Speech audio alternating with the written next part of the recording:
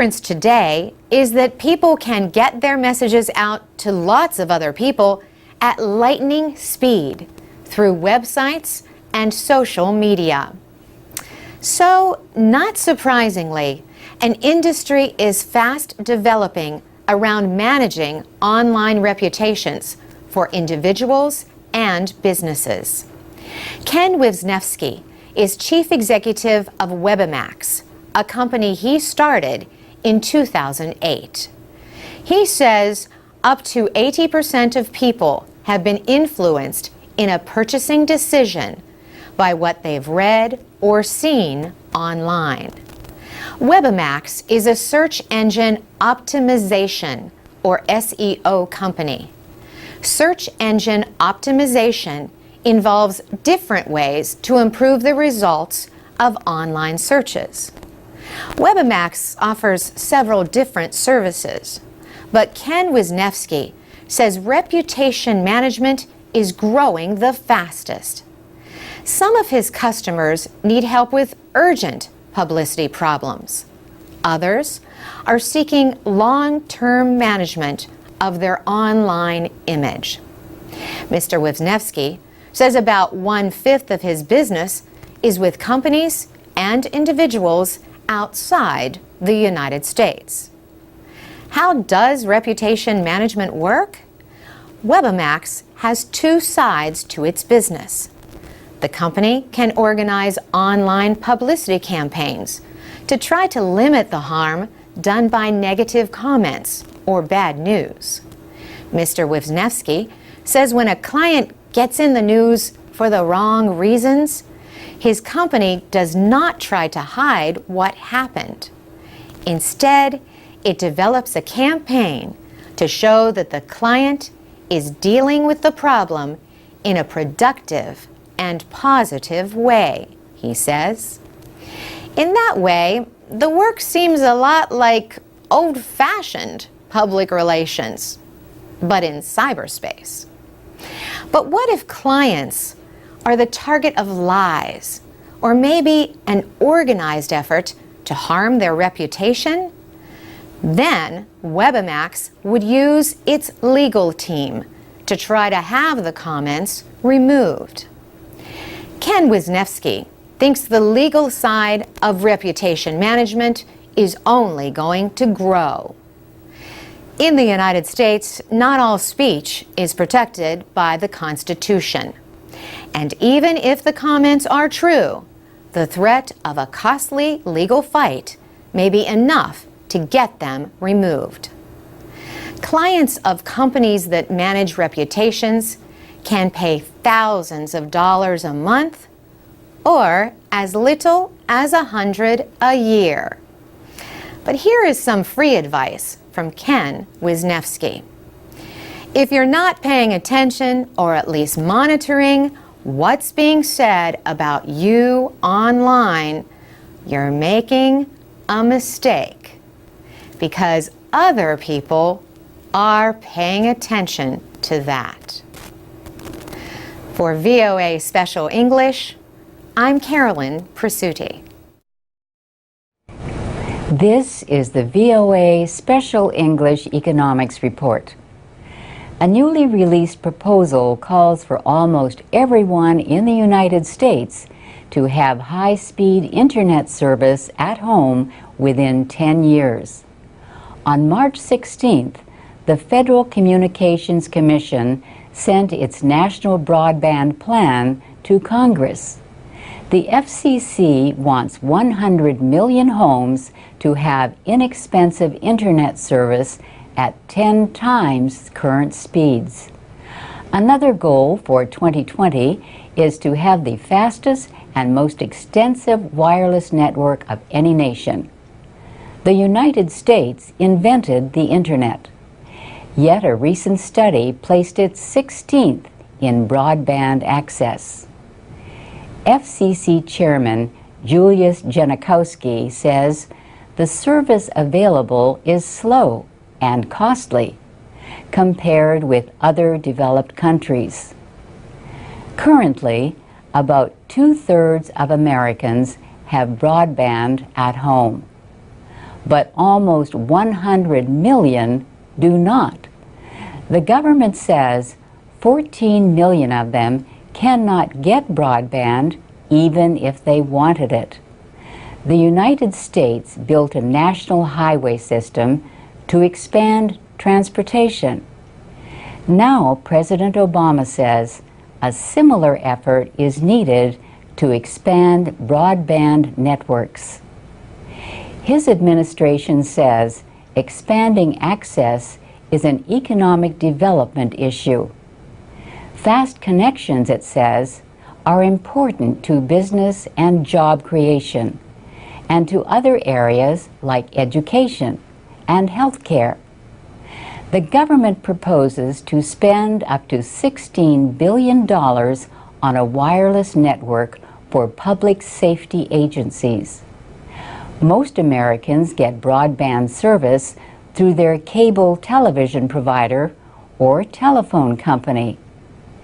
There are rules for companies that supply utilities like electricity and water to let competitors use their wires or pipes. But some experts point out the lack of such open access rules for telephone and cable companies. This is unlike some other countries with better broadband access. Expanding service to some areas of the country will require wireless transmission, but there is a limited amount of radio frequency spectrum available. To help pay for the plan, the FCC wants to sell 500 megahertz of spectrum, but it says the plan will require 10 times more unused spectrum than it can now offer. TV stations are worried that they will be forced to give up some of their frequencies. Some members of Congress have questioned the costs of the FCC plan and how it may affect competition. At the same time, a court case has raised questions about the agency's legal powers to regulate broadband service. And that's the VOA Special English Economics Report. For more business news, go to voaspecialenglish.com. This is the VOA Special English Economics Report. Pressure for financial reform has been building in Europe. In June, the financial services company Moody's Investors Service reduced Spain's credit rating. The rating was cut from A3 to Baa3. That means that Moody's officials believe the credit risk of Spanish debt has moved from very low to moderate. The company said it acted because Spain is borrowing about $125 billion in rescue loans for its banks. Debt markets punished Spain by pushing up the interest rate on its long-term debt to about 6.8%. That increases Spain's borrowing costs and hurts its already troubled economy. Spain was not the only country to get downgraded by Moody's. Cyprus got the same treatment. Recently, American Treasury Secretary Tim Geithner spoke at the Council on Foreign Relations in Washington. He said the increase in borrowing costs for European countries like Spain means European officials must move quickly to avoid growing costs. In his words, if you wait to move in these things and you let the market get ahead of you, then you increase the costs of the solution and you make it harder to get there. Once you decide, he said, there is no argument for doing it slowly. Germany, Europe's largest economy, has been pushing for economic reform in the 17 countries using the euro. But German Chancellor Angela Merkel has argued that her country is unwilling to put money at risk unless banking reform is enacted throughout the Eurozone. She warned that Germany's economic power was not unlimited. In early June, the European Commission proposed steps toward a common banking policy. The proposals include empowering nations to intervene when their banks are in trouble. But proposed changes may also bar support for failing banks. Some European leaders are pressing for an expanded European bailout fund. Germany has resisted providing new financial resources, but details of any deal with big European economies have yet to be decided. Europe's financial crisis is likely to be a major international issue in the weeks to come. For VOA Special English, I'm Alex Villarreal. You can read, listen, and learn English with more stories about economics and other subjects at voaspecialenglish.com. This is the VOA Special English Economics Report. People are supposed to be social on a social media website, but choosing to share information is not the same as having it shared for you. And that difference is at the center of debate over privacy on Facebook and other social networks. A free service that makes money by advertising other sites has to find the right balance. It has to satisfy advertisers seeking information to target ads, but it also has to be careful, or people could start to worry about an invasion of privacy. Facebook started as a website for college students to share interests and information. Today, it is the largest social media website, more than 400 million users. But lately, it has faced a lot of criticism about its handling of privacy issues. In May, Mark Zuckerberg, the 26-year-old chief executive of Facebook, announced changes.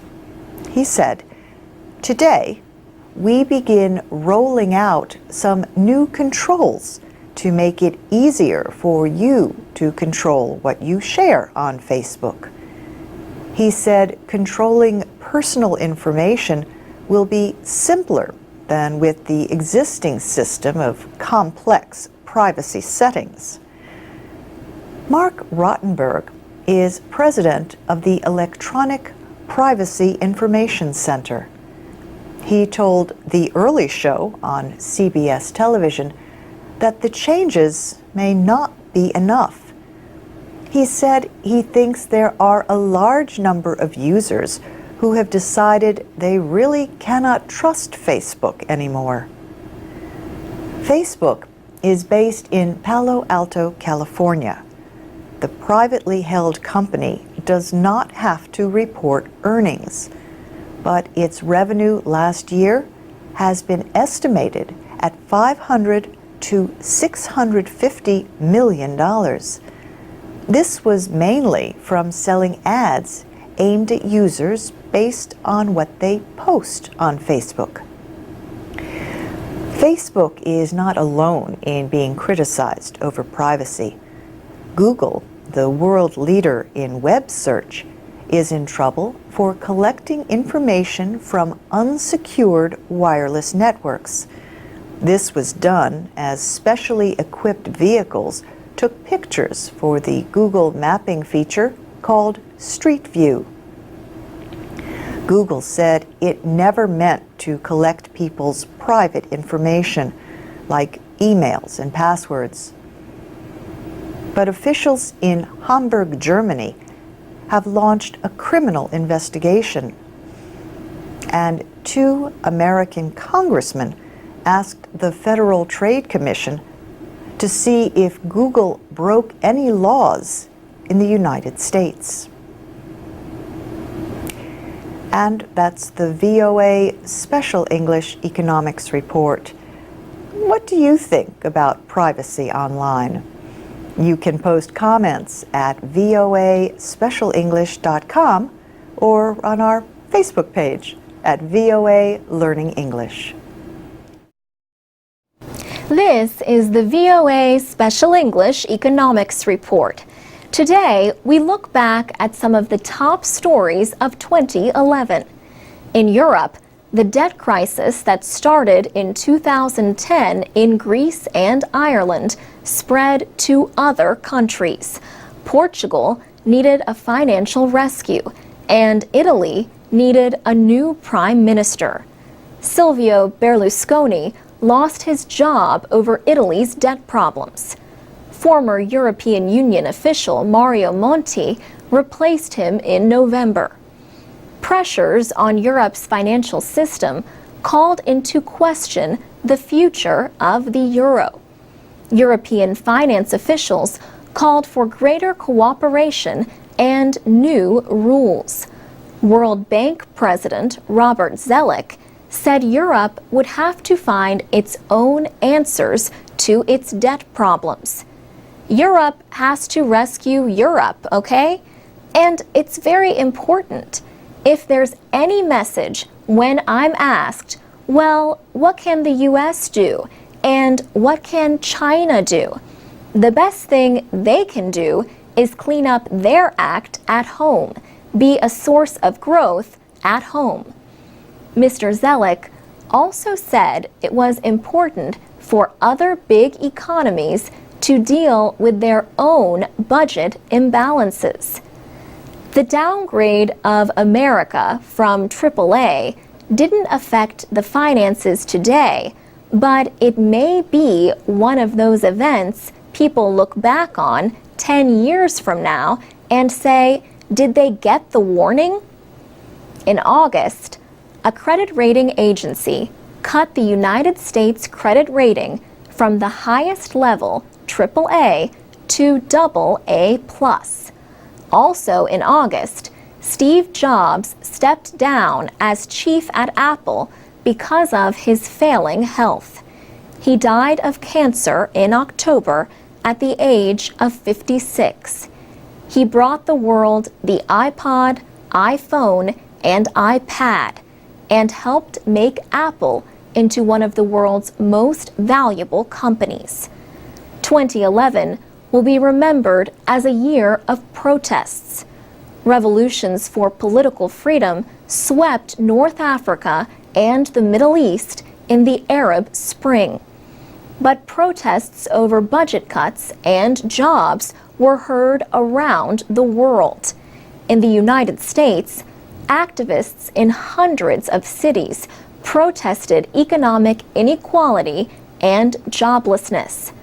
Protesters were angry that banks got rescued with taxpayers' money during the financial crisis nearly 4 years ago. But many Americans continue to face hardship. Anger over government budget cuts led to protests in Greece, Britain, and elsewhere. And in southeastern China, villagers in Wuhan rebelled against local officials they accused of illegally taking land. For VOA Special English, I'm Alex Villarreal. If your New Year's resolution is to learn English, we can help. Find out more at voaspecialenglish.com and on Facebook, Twitter, and iTunes at VOA Learning English. I'm Alex Villarreal with the VOA Special English Economics Report. Since January, lenders have seized or begun the process to seize about 2 million American homes. In September alone, banks and other financial companies reclaimed over 100,000 properties because of unpaid loans. That was the most yet since the housing collapse that led to the recent recession. Now, efforts to speed a housing recovery have hit new problems. These include questions about whether banks have acted unlawfully in reclaiming some homes. Reports of abuses have grown, with talk lately of robo-signers. These are employees who sign foreclosure forms without taking the required legal steps or even reading the paperwork. They simply act like robots. In some cases, documents may have been falsified. In October, the top law enforcement officials in all 50 states announced an investigation of big servicers of home loans. Servicers receive the payments from borrowers and might also hold the loans. Among the targets of the Attorney General investigations are Bank of America, J.P. Morgan Chase, and Ally Financial. An Ally employee admitted robo-signing thousands of foreclosures each month. The Obama administration has launched its own investigation. But the administration has not supported the idea of a temporary suspension of all foreclosures. Officials say this could endanger the slow economic recovery. 23 states require a court to approve a foreclosure. Several banks have suspended foreclosures in those states temporarily to review their operations. Bank of America, the nation's largest bank, now believes it can restart home repossessions in those states. Robo-signers are not the only concern right now. Putbacks have joined the list of bank worries. In a putback, investors try to force a bank to take back a bad loan. In October, Bank of America said it received a letter from investors holding almost $50 billion in mortgage-backed securities. These are bonds based on large numbers of individual loans. The investors want the bank to buy back any improperly processed loans included in those securities. Demands on banks for putbacks could grow.